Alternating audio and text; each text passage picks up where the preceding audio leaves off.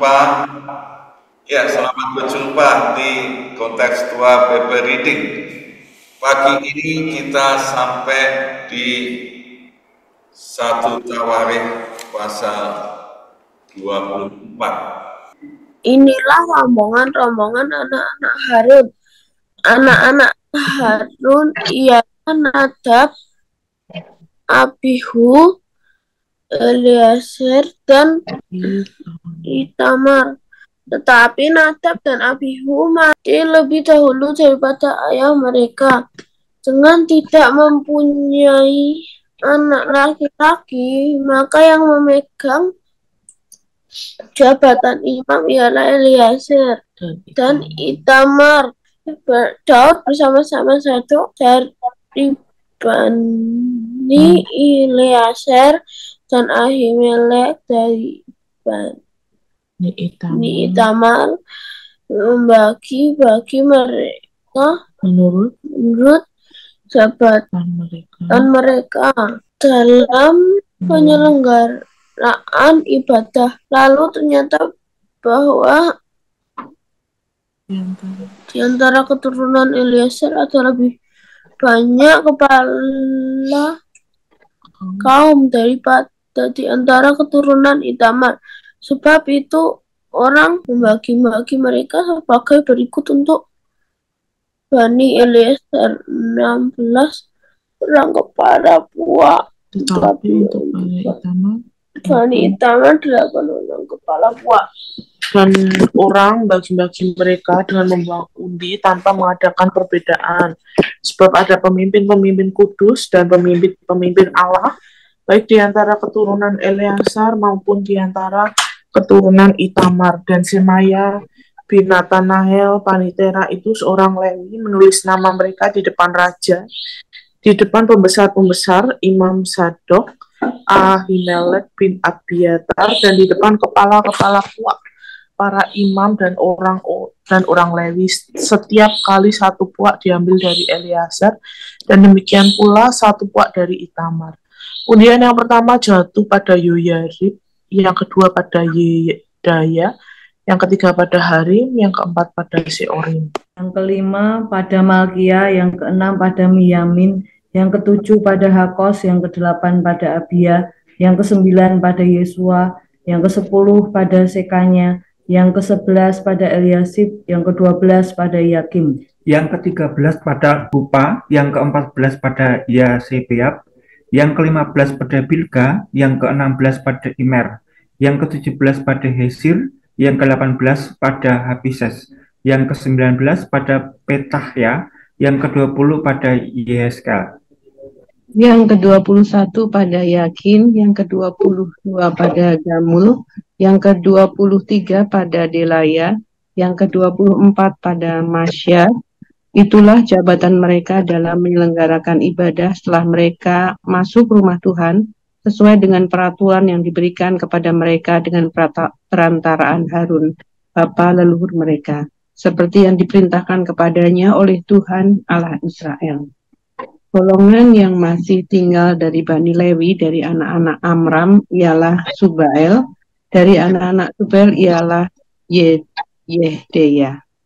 Dari anak-anak Rehabia ialah Yesia, seorang kepala. Dari orang Yifsar ialah Selomot. Dari anak-anak Selomot ialah Yahat. Anak-anak Hebron ialah Yeria, seorang kepala. Amaria, anak yang kedua. Yahasiel, anak yang ketiga. Dan Yekameam, anak yang keempat. Anak Usiel ialah Mika. Dari anak-anak Mika ialah Samir. Saudara Mika ialah Yesia. Dari anak-anak Yesia ialah Zakaria. Keturunan Merari ialah Mahli dan Musi, juga anak-anak Yasia anaknya. Keturunan Merari dari pihak Yasia anaknya ialah Shoham, Sakur, dan Hibri. Dari Mahli ialah Eleazar. Dia ini tidak mempunyai anak. Dari Kis, anak Kis yakni Yerahmil, anak-anak Musi ialah Mahli, Eder, dan Yerimot. Itulah Bani Lewi menurut puak mereka. Mereka ini pun sama seperti saudara-saudara sesuku mereka, Anak-anak Harun membuang undi di depan Raja Daud, di depan Zadok, Ahimelek, dan para kepala puak, para imam, dan orang Lewi. Dalam hal ini, seorang kepala puak sama dengan saudaranya yang terkecil. Dalam 1 Tawarikh pasal 24 kita melihat sebelumnya bahwa ini rangkaian dari Daud memindahkan tabut Allah sampai ada di rumah Tuhan.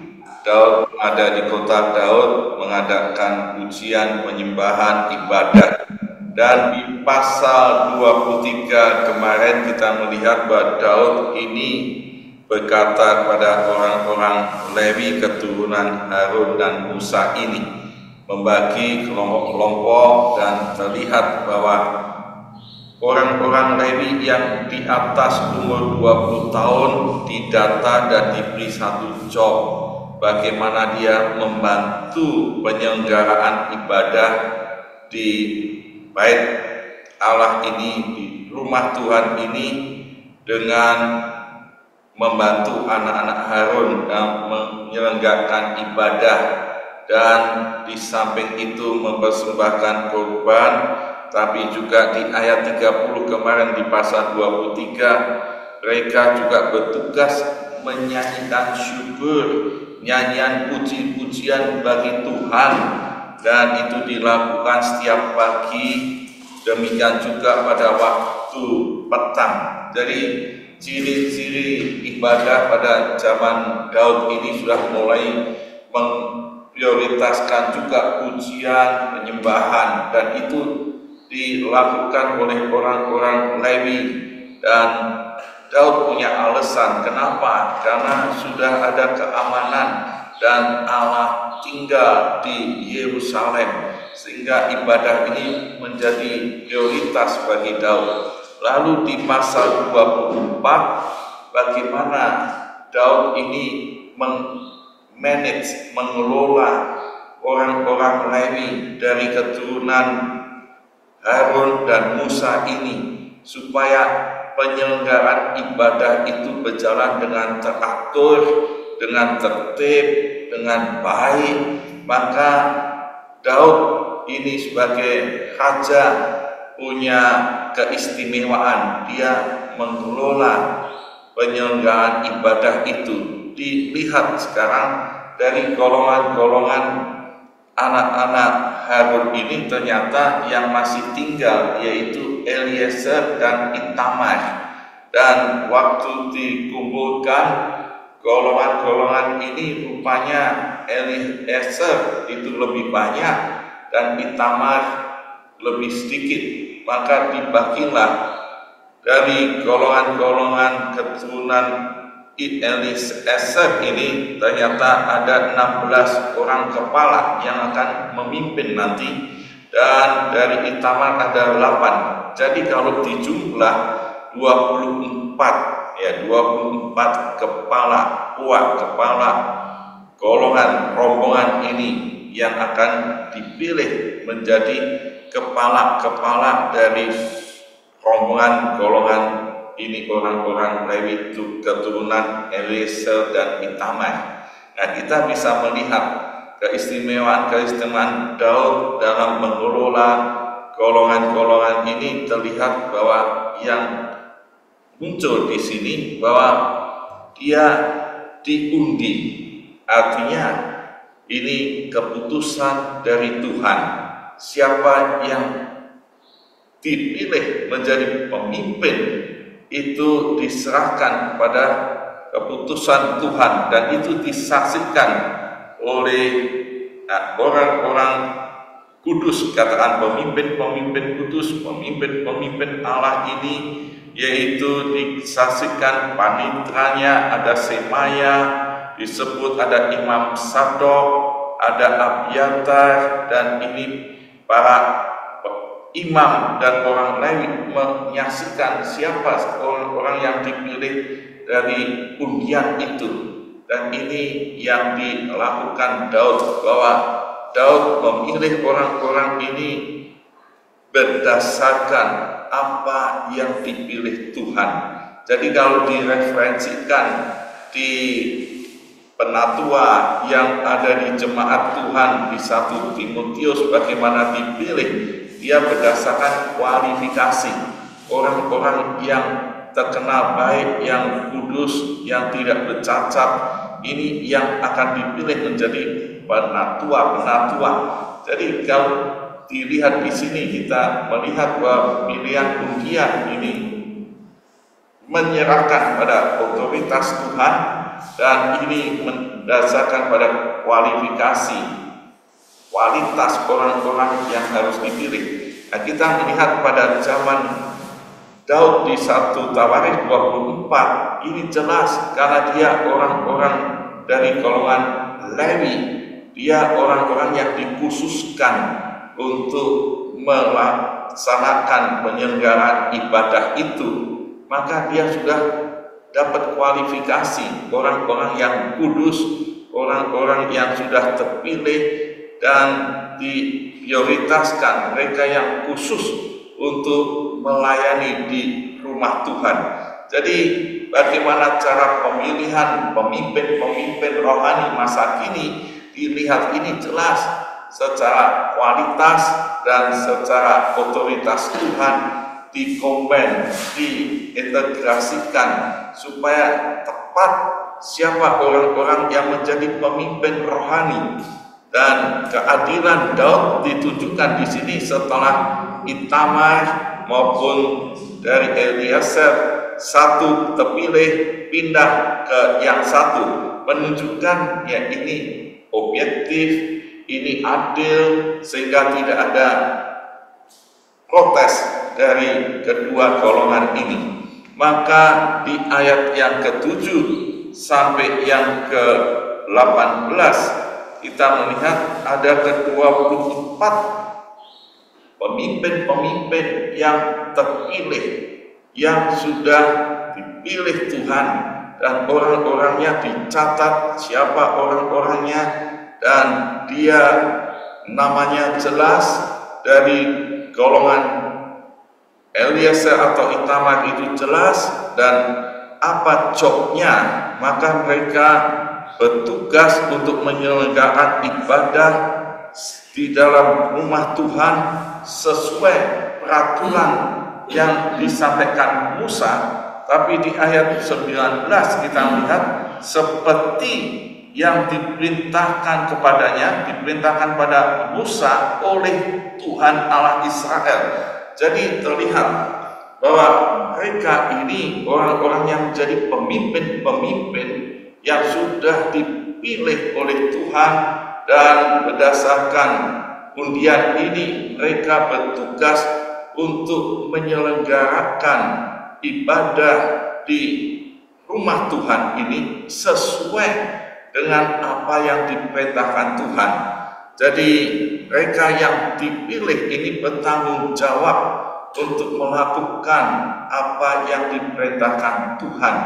Jadi ini yang menjadi bagian yang bisa kita pelajari untuk saat ini, bahwa pemimpin-pemimpin rohani bukan melakukan menurut kehendak sendiri atau menurut kehendak orang banyak mayoritas, tapi kalau dia melayani harus menjadi pemimpin yang taat apa yang diperintahkan Tuhan di dalam tugas penyelenggaraan rumah Tuhan.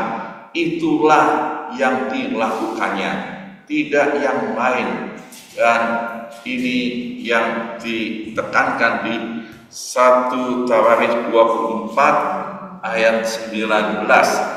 Lalu bagian yang ketiga ayat 20 sampai dengan 31 ada uak-uak orang Lewi, yaitu golongan-golongan masih tinggal dan belum masuk pada golongan-golongan yang tadi. Masih ada golongan-golongan lain yang perlu dilibatkan, yang perlu dipilih juga, dan ini sudah disebutkan satu persatu. Dari Mahli ialah Eliezer orangnya, dan golongan-golongan ini tercatat dengan detail, dan anak-anak Musi ialah Mahli dan Eder dan Yerimot. Ini semua tercatat.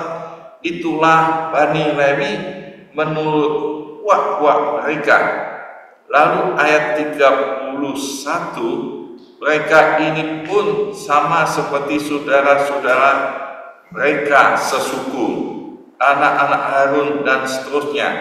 Lalu ada ditutup nat, yaitu dalam hal ini seorang kepala puak sama dengan saudaranya yang terkecil. Kepala puak sama dengan saudaranya yang terkecil. Ini apa maksud yang ditulis di dalam teks ini? Jadi kalau kita lihat mereka yang dipilih sebagai pemimpin-pemimpin golongan kepala-kepala puak ini, firman Tuhan menegaskan kamu sama dengan saudara sesukunya. Artinya yang bukan saudara sesuku, yaitu suku Lewi, dan termasuk yang terkecil dan suku-suku lain sama. Artinya jabatan secara struktural dan fungsional perlu dipahami bahwa ini karena kasih karunia dia menjabat menjadi kepala untuk menyelenggarakan ibadah. Seperti pada masa kini, ya ada jabatan struktural yang dipegang gembala-gembala, pendeta-pendeta, dan ya pemimpin-pemimpin rohani dengan jemaat, dengan orang-orang seiman. Dan kita tahu di dalam satu etos kita sudah jelas orang-orang yang percaya ini adalah imamat yang rajani. Secara fungsional dia imamat yang rajani. Mereka sebagai imam-imam yang rajani yang beribadah, menyelenggarakan ibadah. Tapi secara struktural ada pemimpin-pemimpin, yaitu yang menjabat sebagai gembala sidang, yaitu penatua-penatua atau bahasa majelis. Dan ini sama dengan yang terkecil. Apa artinya? Bahwa secara organisme di dalam tubuh Kristus, Paulus menegaskan baik Allah ini. Jadi di dalam 1 Tawarikh 24 menjadi satu tipe imam-imam orang-orang Lewi yang menyelenggarakan ibadah itu. Di dalam perjanjian baru ada antitipenya, yaitu tubuh Kristus, yaitu umat Tuhan, jemaat Tuhan, di mana Yesus menjadi kepalanya. Maka semua ini secara organisme dia punya posisi, punya fungsi yang satu dengan yang lain sama. Ya, tidak ada yang menganggap dia lebih hebat sekalipun dia punya jabatan sebagai pemimpin. Sama, kita ada tangan, ada kaki, ada mata, ada hidung dalam tubuh Kristus, berfungsi masing-masing sesuai dengan jobnya masing-masing. Jadi ini prinsip yang ada di 1 Tawarikh 24 dengan yang ada di perjanjian baru, yang ada di Efesus 4. Kita bisa melihat bahwa di dalam Yesus Kristus ada yang diberi kepercayaan menjadi jabatan struktural, tapi juga ada yang menjadi jabatan fungsional, imamat rajani, sama-sama untuk beribadah untuk Tuhan, mempersembahkan tubuh ini sebagai persembahan yang hidup, yang berkenan dan menyenangkan hati Tuhan. Itu sama. Nah, yang terlihat supaya kita menyadari kalau dapat jabatan pemimpin di gereja Tuhan, jangan sombong dan jangan merasa hebat sehingga orang lain, saudara seiman, dianggap yang rendah. Dan ini yang perlu diperhatikan. Maka amanat teksnya yang penting pada teks 1 Tawarikh 24 yang pertama ada Tuhanlah yang memilih orang menjadi pemimpin untuk tugas penyelenggaraan ibadah dan Dia yang akan memerintah.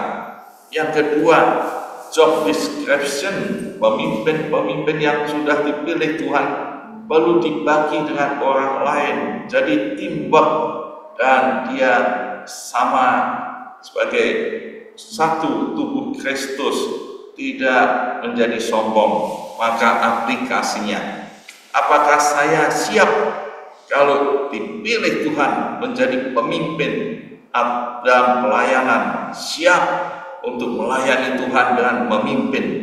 Dan yang kedua, apakah saya ketika menjadi pemimpin rohani menyadari sama dengan saudara kita yang lain yang terkecil pun biarlah Tuhan dimuliakan. Amin. Shalom, mari kita responi dengan pujian. Inilah rinduku kepadamu, biarlah setiap kita terus rindu untuk melayani Tuhan dan memberikan hidup ini untuk kemuliaan Tuhan, sehingga Tuhan dimuliakan dalam hidup kita.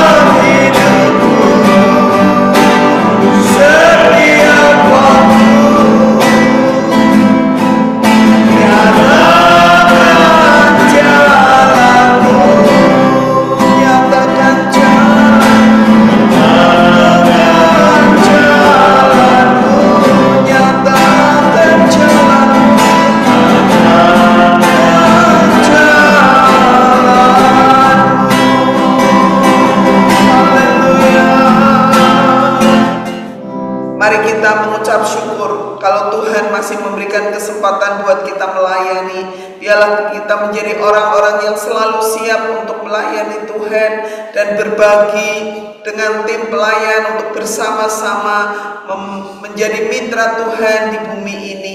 Mari kita bersama-sama bersyukur. Bapa di surga, hatiku bersyukur Tuhan karena Tuhan masih memberikan kesempatan buat setiap kami untuk ambil bagian dalam pelayanan dan rencana agung Tuhan yang mulia. Kami bersyukur kepadamu ya Tuhan, karena Tuhan memberikan kepada kami kesempatan untuk kami memberi diri kami untuk menjadi berkat buat orang lain, melayani orang lain, khususnya mereka yang belum mengenal Engkau. Kami berdoa supaya kami boleh bekerja sama dengan rekan-rekan yang Tuhan percayakan untuk bersama-sama melayani dalam satu tim pelayan, supaya kami tetap rendah hati, supaya kami Tuhan memiliki hati yang memuliakan Tuhan. hati yang terus suka berbagi kepada orang lain. Terima kasih ya Tuhan, Kau terus menolong kami supaya tidak ada kesombongan pada kami. Terima kasih Tuhan, di dalam nama Tuhan Yesus kami berdoa, kami mengucap syukur. Haleluya.